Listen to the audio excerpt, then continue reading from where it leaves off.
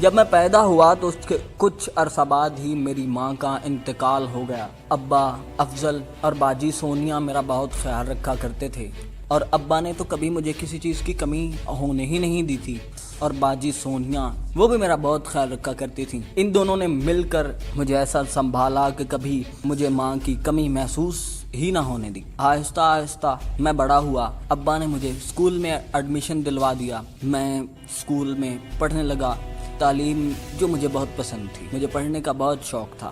میں جب اسکول جاتا تو وہاں رہ کر میں سارا دن پڑھتا رہتا، باقی اسٹوڈنٹس کی طرح میں ادھر ادھر بالکل بھی پھرتا نہیں۔ میں اسکول میں بہت شرافت سے رہا کرتا، اور گھر میں بھی میرا یہی معمول تھا۔ اسی طرح اب میری عمر 8 سال ہو چکی تھی، میں تیسری چوتھی جماعت کا طالب علم تھا۔ ایک دن ابا رات کو گھر آئے تو وہ کافی پریشان لگ رہے تھے۔ آتے ہی انہوں نے کسی سے کوئی بات نہیں کی اور اپنے کمرے میں چلے گئے۔ آپ نے جا کر ابو سے پوچھا، ابو آج کیا بات ہے، آپ پریشان لگ رہے ہیں، خیریت تو ہے؟ ابو نے کہا، کوئی بات نہیں بیٹا، بس تم مجھے نیند کی گولیاں لا کر دے دو اور میں سونا چاہتا ہوں۔ آپ ہی نے ایسا ہی کیا، اور انہوں نے انہیں نیند کی گولیاں لا کر دیں، جن میں سے ایک گولی کھا کر وہ سو گئے۔ ہم لوگ امیر تھے لیکن اتنے زیادہ بھی نہیں، بس اچھا چل رہا تھا سب کچھ، اور کبھی کسی چیز کی کمی نہیں ہوئی تھی۔ ہمارے گھر میں کچھ نوکر بھی تھے، لیکن ان سب نوکروں اور نوکرانیوں کے ہونے کے باوجود آپ ہی گھر کا کام خود ہی کیا کرتی تھیں۔ ایک دن میں نے آپ ہی سے پوچھا، آپ ہی آپ یہ نوکرانیوں کے ہونے کے باوجود کام خود کیوں کرتی؟ آپ ہی نے کہا، یہ عادت امی کی وجہ سے میرے اندر بھی ہے، یہ عادت امی کو دیکھ دیکھ کر مجھے بھی عادت پڑی ہے کہ میں اپنے گھر کا کام خود ہی کرتی۔ بس یہی سب چل رہا تھا۔ اسکول میں میری ایک لڑکے جنید سے دوستی بھی ہو گئی تھی، وہ میرا سب سے اچھا دوست تھا، اور اس کی فطرت بھی کچھ مجھ سے ملتی جلتی تھی۔ ہم سے بڑی کلاسوں کے لڑکے اکثر شرارتیں کیا کرتے اور خود سے چھوٹے بچوں کو ہمیشہ تنگ کیا کرتے تھے۔ ایک دن جنید نے مجھے بتایا، یار اشرف، یہ اسکول کی پڑھائی میں رہ کر پتہ نہیں یہ جو بڑے بچے ہیں نا، ان کو کیا ہے کہ ہمیشہ جب چاہو کسی کو تنگ کرو، کبھی ادھر والے کو چھیڑو، کبھی ادھر والے کو چھیڑو۔ تو میں نے اس سے پوچھا، جنید آج تم یہ بات کیوں کر رہے ہو؟ کیا تمہیں بھی کسی نے چھیڑا ہے؟ تمہیں بھی کسی نے تنگ کیا ہے، مارا ہے، کیا ہوا ہے؟ جنید نے بتایا، یار وہ جو 3 لڑکے ہیں نا، وہ ذیشان، سکندر اور وہ ندیم، یار وہ بہت یعنی کہ سینئر تو ہیں لیکن بہت شرارتی ہیں یار۔ وہ ہمیشہ جب بھی میں ان کے پاس سے گزرتا ہوں تو وہ مجھے ہمیشہ تنگ کرتے ہیں۔ تو میں نے کہا، کوئی بات نہیں یار، وہ بڑے ہیں، ہم کچھ نہیں کر سکتے، وہ جو کرتے ہیں انہیں کرنے دو، بس ہمیں اگر ادھر رہنا ہے تو صرف اپنی پڑھائی پہ ہی توجہ دینی ہوگی، اور ادھر ادھر کے معاملات سے ہمیں کوئی لینا دینا نہیں ہونا چاہیے۔ وہ سمجھدار تھا، میری بات کو سمجھ گیا اور چپ کر کے بیٹھ گیا۔ ایک دن کی بات ہے کہ ہم لوگ کینٹین سے ہو کر واپس آ رہے تھے کہ دور سے کسی نے جنید کو آواز دی، ہے جونی بات سنو۔ جنید کو شروع سے ہی ایک عادت تھی کہ اگر کوئی اس کا نام الٹا لے کر پکارتا تو اسے بہت غصہ آتا تھا۔ اس دن بھی اسے غصہ آ گیا، اس نے مڑ کر اس لڑکے کو دیکھا تو اس نے کہا، اشرف یار وہ دیکھو سکندر، اس نے ہی مجھے بلایا ہے۔ تو میں نے کہا، تم چپ کر کے آگے چلتے جاؤ، بلانے دو اسے، وہ کیا کہے گا، کچھ نہیں، بس فضول میں ہی۔ ہم لوگ رکے نہیں بلکہ آگے چلتے گئے۔ سکندر ہمارے پیچھے پیچھے آ رہا تھا۔ اس نے آتے ہی کہا، جونی تجھے میں نے بلایا تھا لیکن تو نے میری بات نہیں سنی، تجھے نہیں پتا کہ میں تجھ سے بڑا ہوں اور میرا حکم ماننا جو ہے وہ تجھے پڑے گا ہی، ضرور حکم ماننے کا تو میرا۔ ہم لوگ خاموش تھے، ہم نے کچھ نہیں کہا کیونکہ ہم لوگ ایک دوسرے کے ساتھ پہلے ہی سے طے کر چکے تھے کہ ہم ان کے ساتھ نہیں بات کریں گے، لہٰذا ہم خاموش رہے۔ یہ دیکھ کر سکندر کو اور غصہ آیا تو اس نے کہا، بولتے کیوں نہیں، زبان کو تالا لگ گیا ہے کیا؟ یہ سن کر جونی سے رہا نہیں گیا اور اس نے اس سے کہا، دیکھو ہمیں جانے دو، ہمارا تم سے کوئی پنگا نہیں ہے، ہم لوگ اپنی کلاس میں جا رہے ہیں، لہٰذا تم ہمیں جانے دو۔ اس نے کہا، ایسے کیسے جانے دو، یہ جو تم لوگ کینٹین سے لے کر چیزیں آ رہے ہو یہ مجھے دو۔ یہ سن کر میں نے کہا، بالکل نہیں، یہ چیزیں ہماری ہیں تو یہ ہم ہی کھائیں گے اور ہمارے ہی ان چیزوں پر ہمارا ہی حق ہے۔ اس نے کہا، میں نے ایک بار کہہ دیا کہ یہ چیزیں مجھے دو تو یہ مجھے دو۔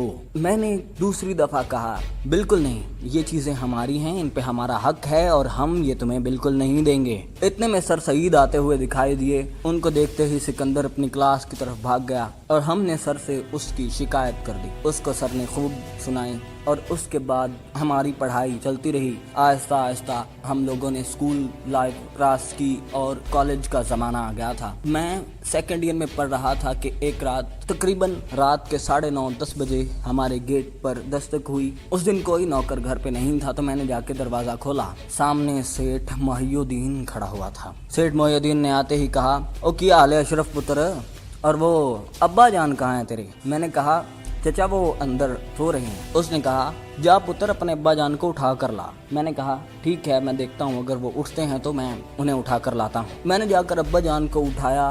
انہوں نے منہ پر پانی کے چھینٹے مارے اور آنکھیں ملتے ہوئے ڈرائنگ روم میں آ بیٹھے. سیٹھ محی الدین بھی وہیں پر بیٹھا ہوا تھا. سیٹھ محی الدین نے ابا جان سے حال چال دریافت کیا اور ابا نے مجھے وہاں سے جانے کا اشارہ کر دیا. میں وہاں سے اپنے کمرے میں آ گیا. نہ جانے کیا خفیہ بات کرنی تھی سیٹھ محی الدین نے ابا سے کہ ابا نے مجھے وہاں سے جانے کا اشارہ کر دیا تھا. مجھے وہاں سے جانے کا اشارہ کر دیا. میں اپنے کمرے میں آ گیا. مجھے اسی چیز کا تجسس لگا ہوا تھا کہ پتہ نہیں کیا خفیہ بات کرنی ہے ابا نے سیٹھ سے یا سیٹھ نے ابا سے کہ انہوں نے مجھے وہاں سے جانے کا اشارہ کر دیا ہے. کچھ دیر کے بعد ابا نے مجھے آواز دی. میں ڈرائنگ روم میں جا پہنچا. ڈرائنگ روم میں پہنچنے کے بعد میں نے ابا کو سوالیہ نظروں سے دیکھا تو ابا نے کہا بیٹا سیٹھ صاحب کے لیے کچھ کھانے پینے کو تو لاؤ.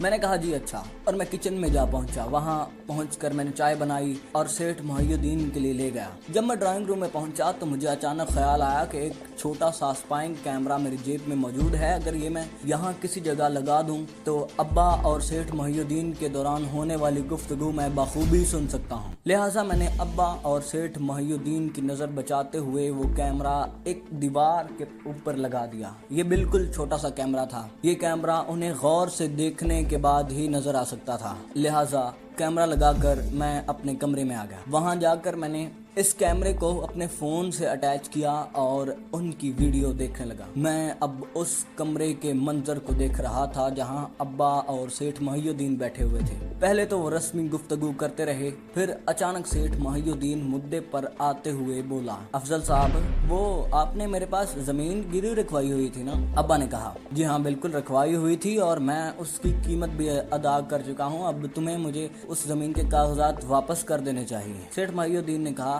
اچھا ٹھیک ہے. ابا نے کہا ویسے آج آپ اس بارے میں کیوں پوچھ رہے ہیں؟ سیٹھ محی الدین نے کہا جو زمین تم نے میرے پاس گروی رکھوائی ہوئی تھی اس کے علاوہ بھی جو تمہارے پاس زمین ہے تمہیں وہ بھی میرے نام کروانی پڑے گی.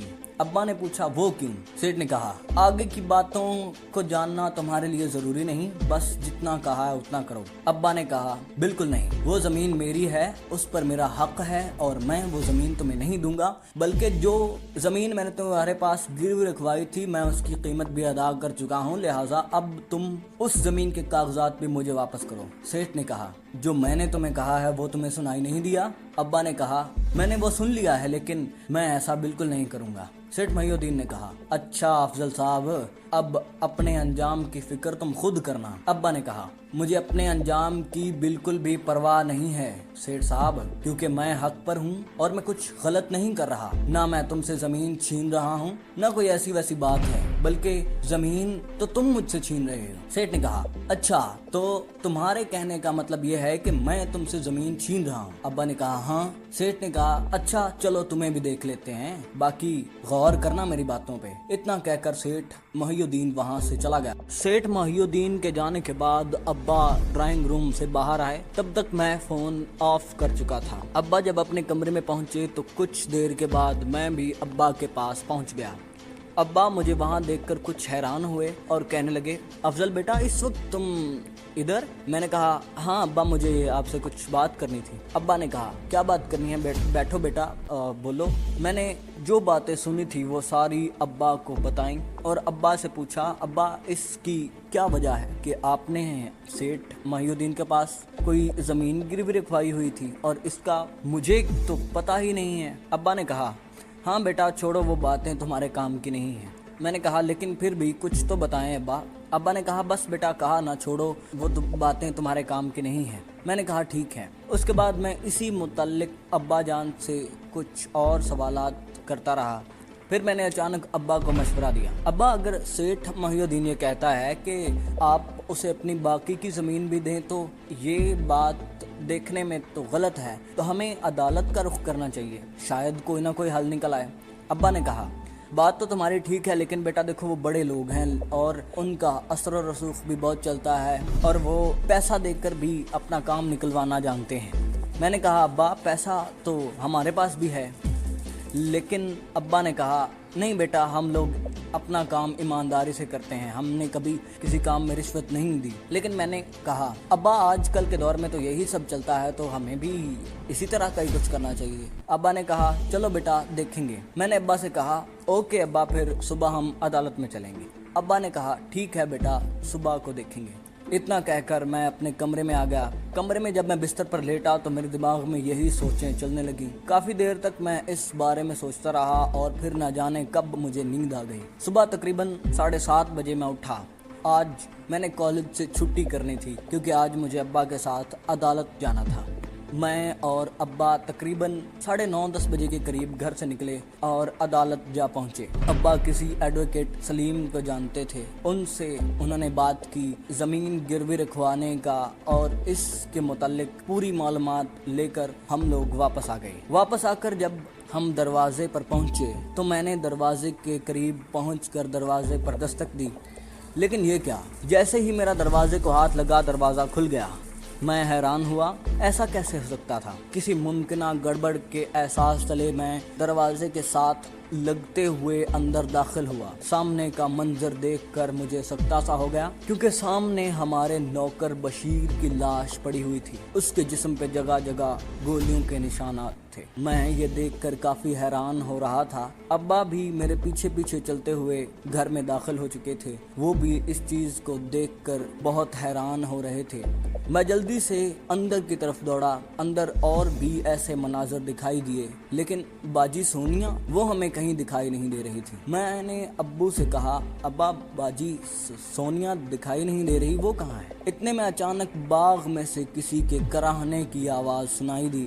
میں دوڑتا ہوا باغ میں جا پہنچا۔ وہاں جا کر میں نے دیکھا کہ باجی سونیا باغ میں بے ہوش پڑی ہوئی تھی، جو آہستہ آہستہ ہوش میں آنے لگی تھی۔ میں باجی کو اٹھا کر کمرے میں لے آیا۔ وہاں جا کر میں نے باجی کو بیڈ پر لٹا دیا۔ کچھ دیر کے بعد باجی نے جب کچھ سنبھالا لیا تو باجی سے میں نے پوچھا باجی یہ سب کیا ہوا اور یہ کیسے ہوا؟ باجی نے کہا صرف تمہیں تو پتا ہے نا کہ میں گھر میں رہتی ہوں تو سارے کام خود ہی کرتی ہوں۔ میں نے اسبات میں سر ہلایا۔